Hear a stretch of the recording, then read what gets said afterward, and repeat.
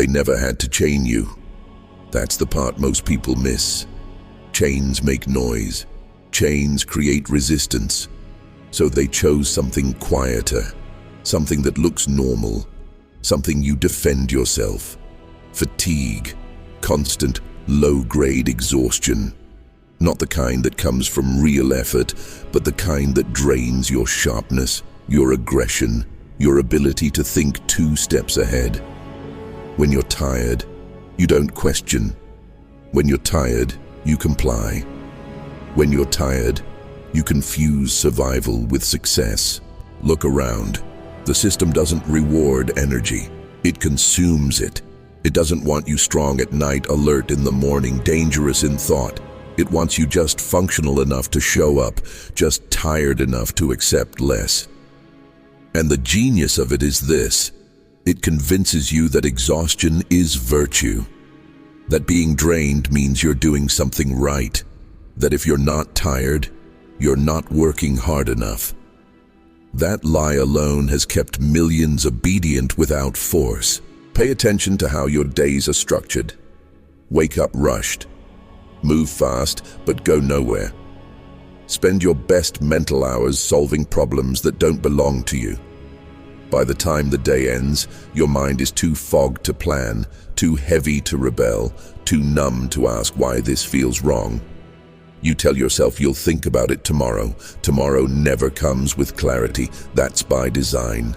They don't fear your strength. They fear your awareness. A rested mind is a dangerous thing. A man who sleeps well, eats with intention, controls his time and protects his attention, starts seeing patterns. He starts noticing how effort and reward are deliberately disconnected. He starts realizing that the hardest workers are rarely the winners.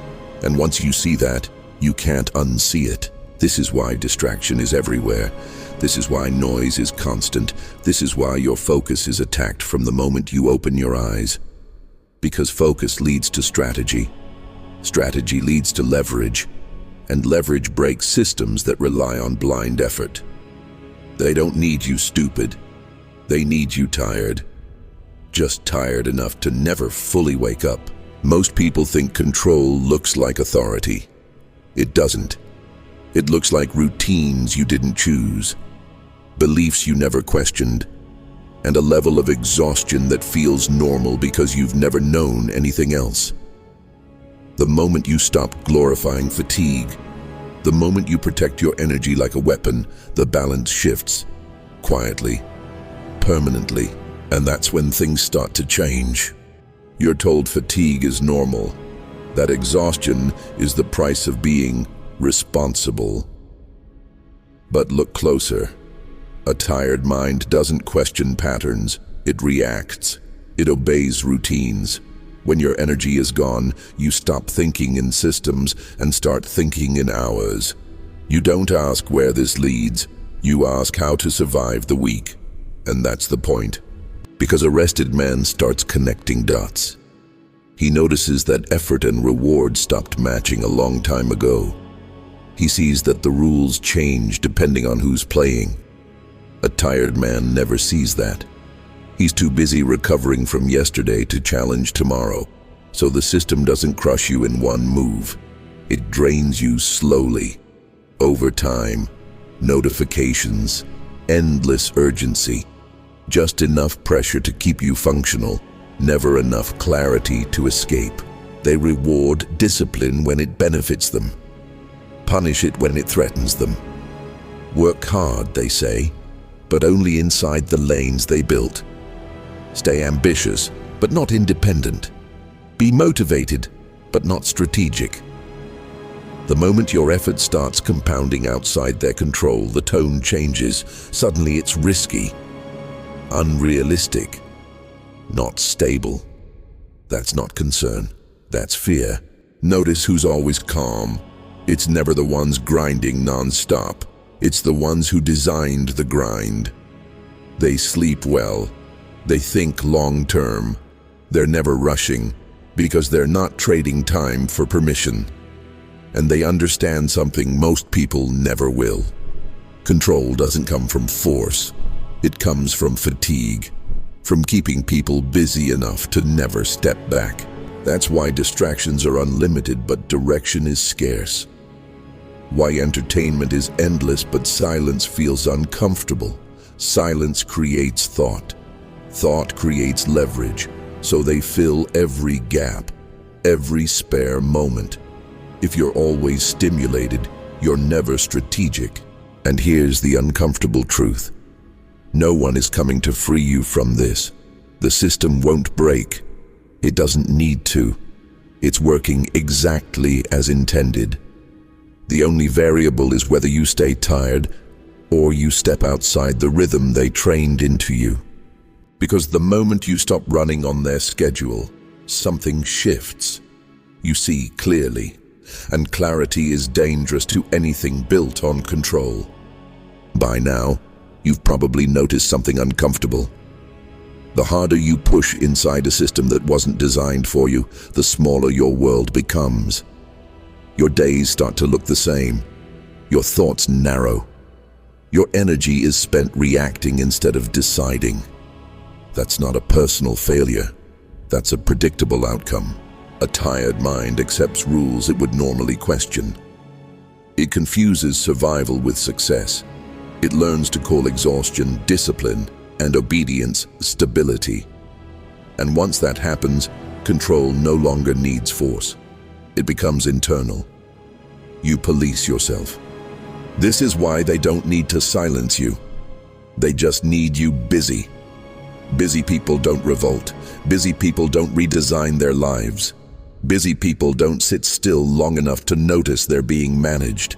Pay attention to what happens when someone starts pulling away from the grind mentally, not physically. The system reacts immediately. Labels appear. Lazy, unrealistic, delusional. Those words aren't descriptions. They're warnings meant to pull you back into line, because the moment you stop being tired, you become dangerous. A rested mind begins to see patterns. It connects dots it was never supposed to see together. It notices that effort and reward are not evenly distributed, that loyalty is rarely repaid, that those at the top don't work harder. They think differently. This is where most people turn back. Not because they can't understand this truth, but because understanding it creates tension. And tension requires courage to sit with.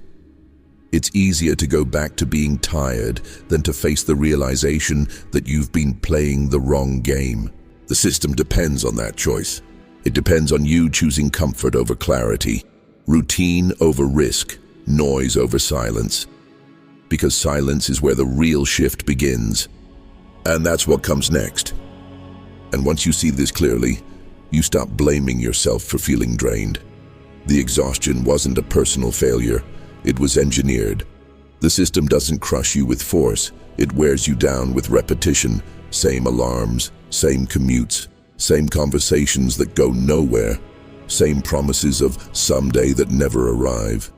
You are not kept poor by lack of effort. You are kept compliant by fatigue. Because a tired mind doesn't ask dangerous questions. A tired man doesn't challenge rules. A tired soul accepts explanations it would normally tear apart. When energy drops, obedience rises. That's the exchange.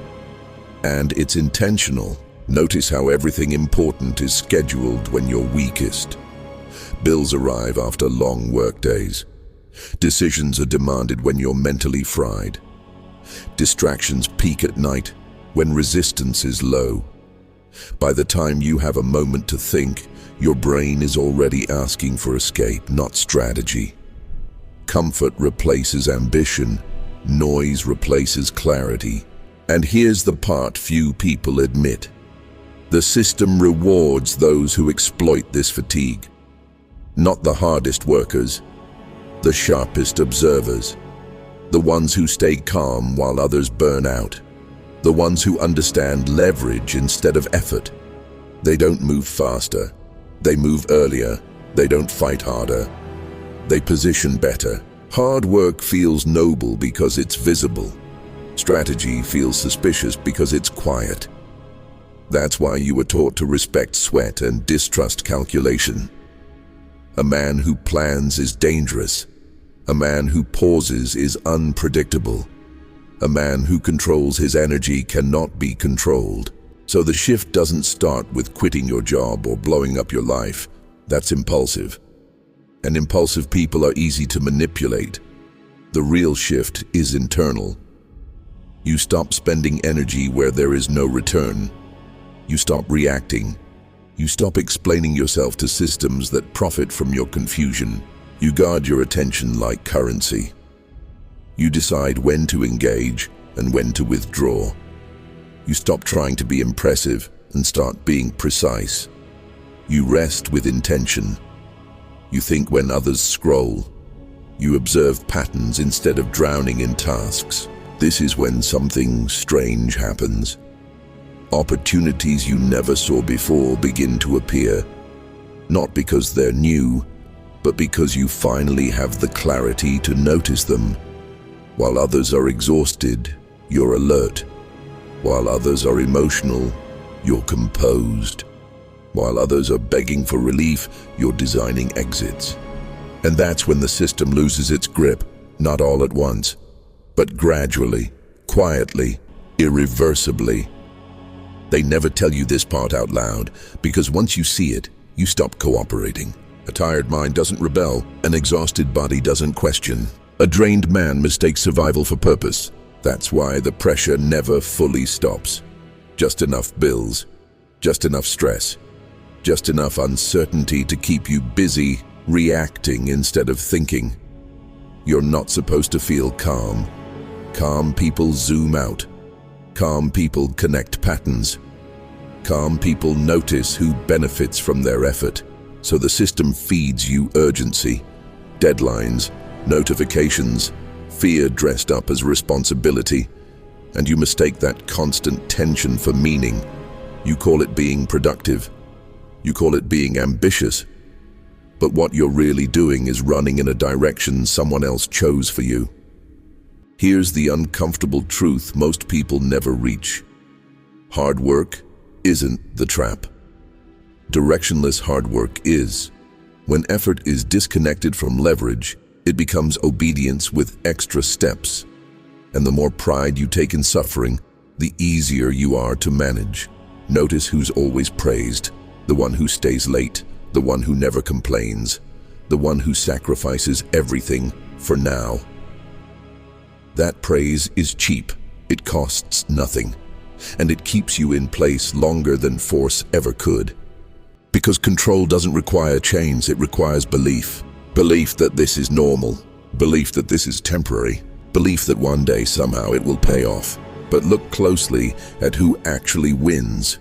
Not the most tired, not the most loyal, not the most patient. The winners are calm, detached, strategic. They conserve energy while others burn it publicly and proudly. They don't rush. They don't over-explain. They don't exhaust themselves proving value. They position themselves where effort multiplies instead of evaporates. And once you understand that, something shifts inside you. You stop glorifying struggle. You stop romanticizing exhaustion. You stop trying to be seen as hard-working and start becoming untouchable. Because the real rebellion isn't anger, it's clarity. They don't expect what comes after this because it doesn't look loud, aggressive, or revolutionary. It looks quiet. It looks boring. It looks like discipline without emotion. That's the part that breaks the pattern. When you stop reacting, you remove their feedback loop. When you stop explaining yourself, you remove their leverage.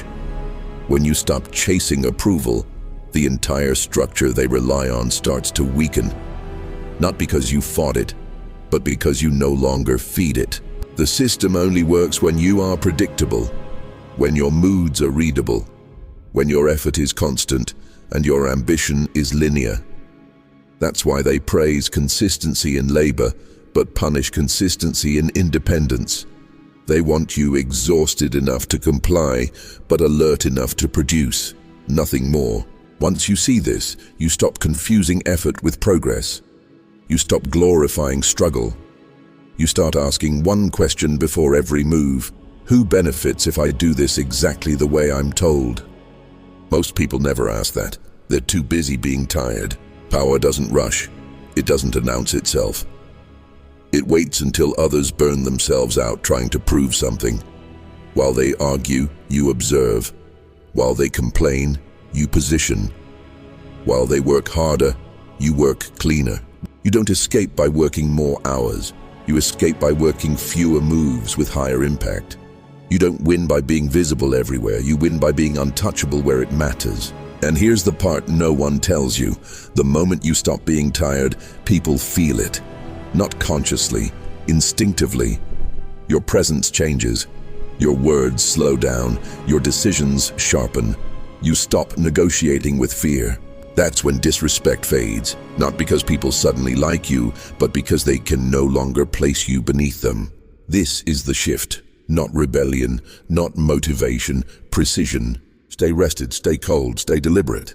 That's how control quietly changes hands.